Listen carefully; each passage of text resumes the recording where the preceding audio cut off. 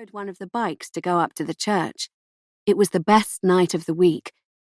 She'd been given a place at the far end of the choir, and standing there in the beautifully lit church, with candles in the chandeliers and on the pews, singing her heart out with the others, filled her with such indescribable joy. The choirmaster was perhaps not quite as musical as you might hope for, but so what? Herta was thrilled to be able to stand there and hear her bright voice hit every note.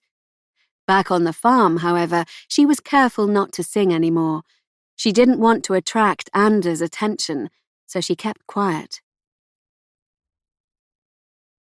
Weeks went by without her hearing anything from the jobs she had applied for, but one Friday towards the end of September, a letter did arrive, postmarked Uddevalla.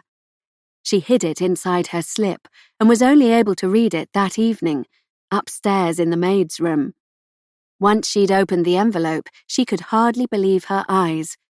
The factory in Uddevalla had offered her a job, not for September, but after Christmas, when they expected production to start in earnest. Herta counted on her fingers. Accepting this offer would mean 3 more months on the farm, and then a whole new world. She immediately felt her stomach tighten with nerves. Dare she do it? Could she really start working in a factory, miles away from everything and everyone she knew, miles away from the choir that she loved so much? She lifted her mattress and hid the letter underneath. She'd need a few days to think before she replied. It was impossible to make such a big decision on the spot. When Ellen came up a few minutes later, Herta was still sitting on the edge of the bed with her clothes on. Out of habit, she looked up at the stars outside the window.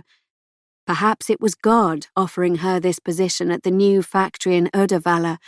Perhaps he wanted to give her an opportunity to forge a different kind of life, a life in which she could make her own decisions about what she would and wouldn't do.